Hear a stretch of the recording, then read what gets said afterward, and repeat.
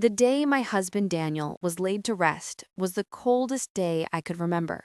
The sun barely peeked through the thick gray clouds as friends and family gathered at the church to say goodbye. I stood there, dressed in black, my hands trembling in my son's firm grasp. Brandon, my 22-year-old son, looked every bit like his father, tall, strong, and quietly composed. But I could see the grief in his eyes, buried under layers of stoicism. Everything felt surreal. The eulogies, the choir, the sound of shovels hitting dirt, it all blended into a blur of sorrow. That night, when we returned home, the silence was deafening. Daniel's absence filled every room. I collapsed on the kitchen floor in tears, and Brandon was right there, holding me together as I fell apart. In the weeks that followed, I drifted through days in a haze. The world moved on, but I couldn't. My husband had been my partner for over 2 decades. Every corner of our home was soaked in his presence, his books on the shelf, his jackets hanging by the door, his favorite coffee mug still in the cabinet. Friends brought food, shared stories, and sent their love, but nothing made the ache go away. Brandon came home every weekend. Though he had classes and responsibilities at college, he never let me be alone for long. He mowed the lawn, fixed things around the house, and helped with bills. But more than that, he gave me something I hadn't realized I'd lost, a sense of stability. Slowly, I began to lean on him more, finding comfort in his presence, his understanding, and his quiet strength. One Saturday, while organizing the attic, I discovered a sealed cardboard box labeled in Daniel's handwriting, for later. I hesitated before opening it, my heart pounding. Inside were old photographs, handwritten letters, and a worn, leather-bound journal. I sat on the floor, tears rolling down my cheeks, as I sifted through the memories. I called Brandon upstairs. We sat there in the dusty attic, reading the letters aloud. Some were addressed to me, sweet notes from our early years of marriage. Others were to Brandon, letters his father had written over the years, but never shared. Advice about life, love, and growing into a man. Brandon cried silently as he read them, his hands shaking. It was a sacred moment, a connection across time that brought both comfort and sorrow. Reading those letters became our new ritual. Every weekend, we'd read a few more, sharing stories, laughing at Daniel's jokes, and crying when the words hit too hard. It was through those letters that we began healing, not by forgetting Daniel, but by remembering him together. As the months went on, Brandon's visits became longer. Eventually, he moved into the guest room permanently. He said it was just until I felt stronger, and I didn't argue. His presence filled the empty spaces that grief had hollowed out. We started cooking dinners together, watching movies we used to enjoy as a family, and even taking walks in the park. Simple things that slowly stitched our lives back together. One rainy night, after another long reading session, I found myself opening up to Brandon more than ever before. I talked about my fears of being alone, of forgetting Daniel, of never feeling whole again. Brandon listened patiently, his expression soft. He didn't try to fix me, he just let me speak. We sat by the fireplace afterwards, the silence between us warm and comforting.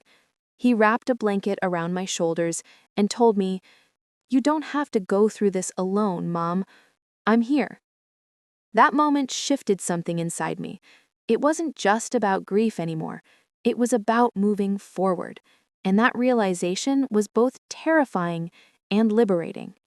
The next day, I walked into the hallway closet and pulled out Daniel's favorite winter coat, the one he wore every year, no matter how tattered it had become. Holding it in my arms felt like holding him again. I cried as I clutched it to my chest, then took it outside to the backyard fire pit. Brandon followed, not saying a word. "I need to let go," I whispered. He nodded, standing beside me as I laid the coat into the flames.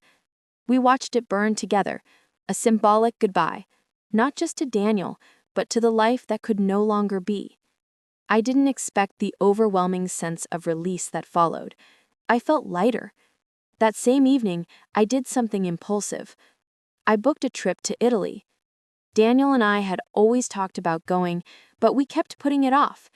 There was always work, bills, or something else in the way. No more waiting, I told Brandon. He was surprised, even excited. You're really going? Yes, and I want you to come with me. We left a few weeks later. For the first time in what felt like forever, I packed a suitcase not out of obligation, but out of hope. We explored Rome, tasted pasta in Florence, and wandered through the streets of Venice.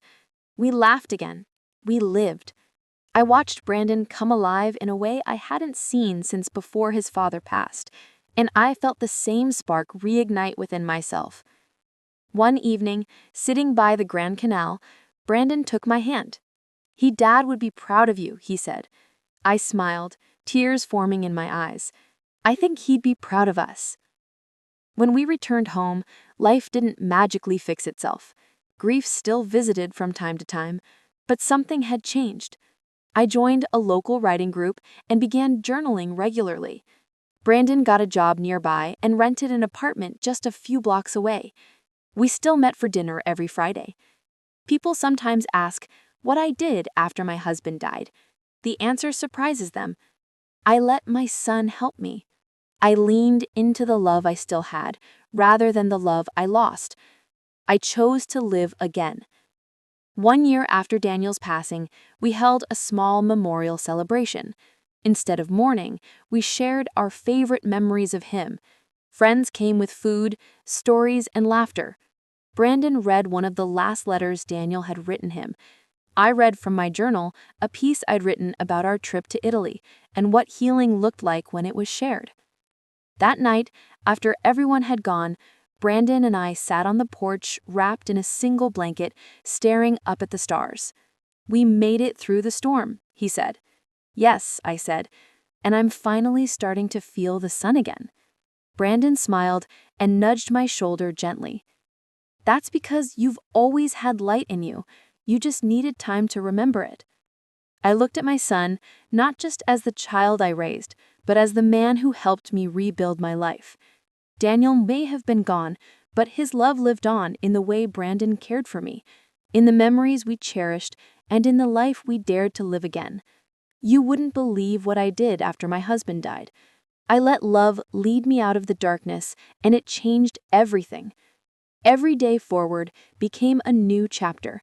I began mentoring women in my grief group, sharing my story not just as a widow, but as a survivor. My voice grew stronger, my heart a little braver with each passing day. And Brandon, he began writing too. Inspired by his father's letters, he started a blog about navigating grief and rebuilding identity. Thousands read his words, and I knew Daniel's legacy would live on through him.